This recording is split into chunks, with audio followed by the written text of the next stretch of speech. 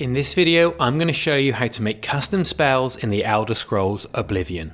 Why bother with spell making in the first place? Well, because custom spells are the most powerful spells available in the game, and by a long way.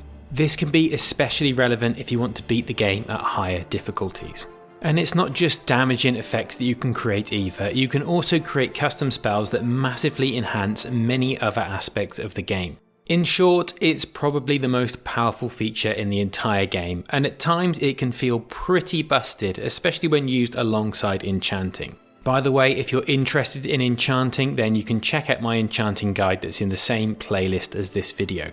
So, how do you gain access to spell making in Oblivion?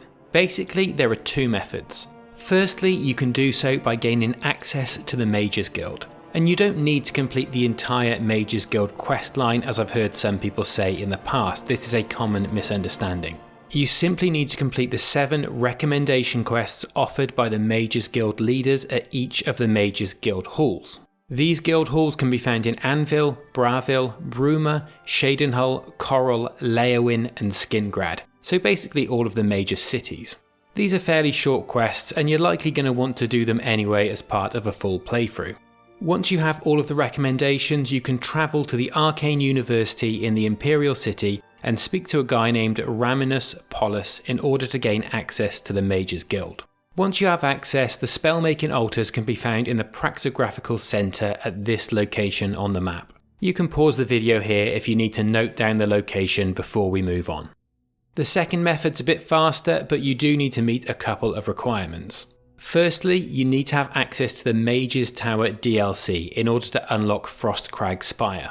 For some simple instructions on how to do so, you can see my DLC video that covers this topic. Again, it's in the same playlist as this video, and I'll also pop a card up on screen to give you an easy link to click. The second thing you're going to need is some gold, so that you can upgrade frostcrag spire to unlock the spell making altar. Again, this is covered in the video I just mentioned. Okay, so now that you have access to a spell making altar, let's look at how to actually make a custom spell. Firstly, you need to know some spells, as you can only craft custom spells from the spells that you've already learned. These spells can be learned from spell tomes that you can either find or purchase from vendors. The best place to start is the spell tome vendors at each Mages Guild.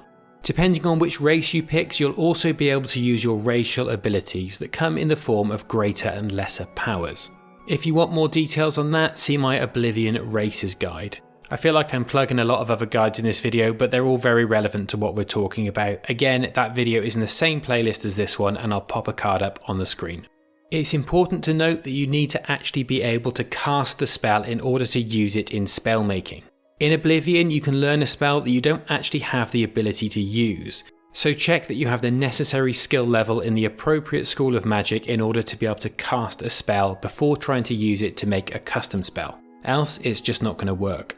Another quirk of the system is that as long as you have the appropriate skill level to use the spell, you don't actually have to have enough magicka to be able to cast it. So you'll still be able to create the custom spell in this case. However, it's a pretty pointless endeavour, as once you've made the custom spell, you're going to have the same problem, as you're not going to have enough magicka to actually use it.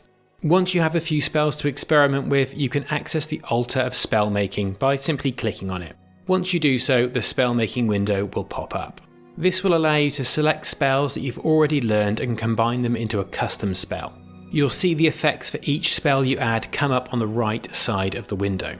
Now, there are a very large number of combinations, so clearly it makes no sense to try and list them in this video. But if you want to find the most effective custom spells, then Google is definitely your friend. One thing I will say here is that the order in which you add the spells actually makes a difference to the custom spell that you end up with. So if you want to be optimal, then it's worth experimenting, and it's certainly worth doing a little research for the specific spells you wish to create. Each time you add a spell, you'll notice a second screen pop up in which you can set the parameters of that spell. You may be tempted to max it all for the most powerful spell possible, but it's important to note that these parameters affect the gold cost of the spell, as well as the skill level and magicka required to cast it. Again, this is one that you're just going to need to experiment with. As mentioned previously, if you raise the skill level too high, it will be pretty obvious because it won't let you create the custom spell. However, you can very easily get caught out by the magicka costs. as it will allow you to make the spell even if you don't have enough magicka to actually cast it. Another important thing to know about custom spells is that the spell you create will be associated with a particular school of magic. This is dictated by the highest mana cost spell that you use to create the custom spell, so keep an eye out for this. For example, if you want your spell to be a destruction spell, then make sure the highest mana cost spell that you add to the custom spell is from the destruction school of magic. Once you've added all of the spells you wish to combine and adjusted their parameters, then you simply need to name your spell and click Done. And congratulations, you now have your very own custom spell, and you can equip and use it like any other spell in the game. And that's pretty much it. Hopefully this video has been useful in teaching you the basics of spell making. I have plenty more Oblivion guides on my channel as well as guides for other games, so if that sounds interesting to you, then maybe consider subscribing, and I'll see you in the next one.